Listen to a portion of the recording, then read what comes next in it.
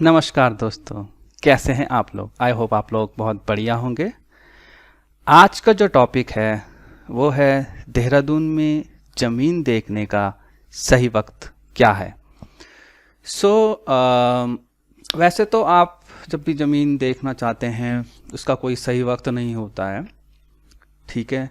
जहाँ पे आपको अच्छा रेट मिल जाए, अच्छी जगह मिल जाए और अच्छा आप कह सकते हो प्रॉपर्टी डीलर मिल जाए या ओनर मिल जाए ज़मीन का, आपको तुरंत ज़मीन देखकर ले लेनी चाहिए। परंतु यदि आप प्लान करके कोई ज़मीन लेते हो तो आपको पता होना चाहिए कि सबसे सही वक्त ज़मीन देखने का कौन सा है। तो मेरे हिसाब से ज़मीन देखने का जो सही वक्त है वो आजकल है, ठीक है। आजकल यानी कि जैसे बरसात शुरू होती है, ठीक है। अब आप कहेंगे कि बरसात के टाइम पे ज़मीन देखने का क्या मतलब हुआ। बरसात के टाइम पे ज़मीन देखने के कई डिसएडवांटेजेस हो सकते हैं, जैसे कि आप ज़मीन देखने जाओगे, बारिश हो जाएगी, अच्छे से आप नहीं देख पाओगे ज़मीन को। ये बात सही है, पर इसके पीछे मतलब बरसात के वक्त ज़मीन देखने के पीछे मेरे कुछ अपने खुद के लॉजिक्स हैं जो कि बहुत ज़्यादा मेरे को महत्वपूर्ण लगते हैं जब आप ज़मीन लेते हैं, क्योंकि आप अपने ज़िंदगी भर की कमाई अब ज़मीन को लेने में लगा रहे हैं।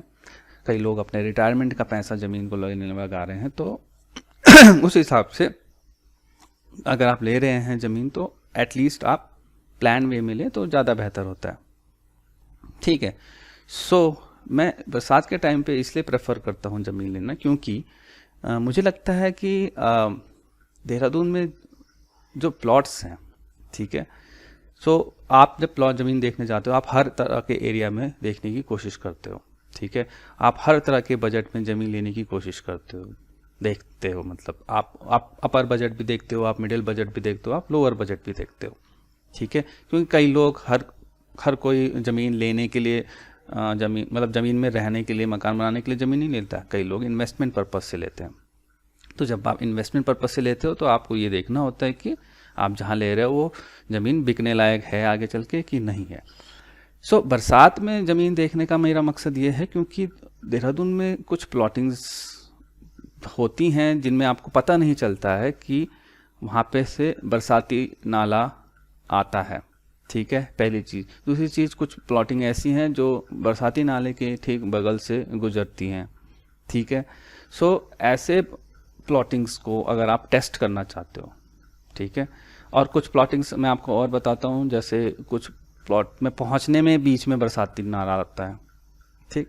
अब बात क्या होती है, जब आप सर्दियों में जाते हो, गर्मियों में जाते हो तो आपको वो सूखा सूखा नज़र आता है, तो आपको पता नहीं चलता एग्जैक्टली कि भाई रास्ते में आपका बरसाती नाला है। आपको ये नहीं पता चलता है कि आपके प्लॉट के बगल से कितना बड़ा वो बरसाती नाला बनता है, ठीक है।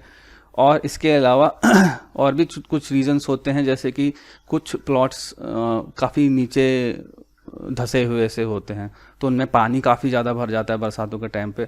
तो आपको उससे आंकलन हो जाता है कि कितना पानी एक्चुअल में उस प्लॉट में आता है। आप अगर उसमें मकान बनाओगे तो क्या कहीं ऐसा तो नहीं ज़िंदगी भर आप बस पानी को ही हमारे पहाड़ों में बोलते हैं सारते रह जाओगे, मतलब उसको पानी ज़िंदगी भर आप इधर उधर कर रहे हो, अपने बाहर निकाल रहे हो अपने घर से, ठीक है।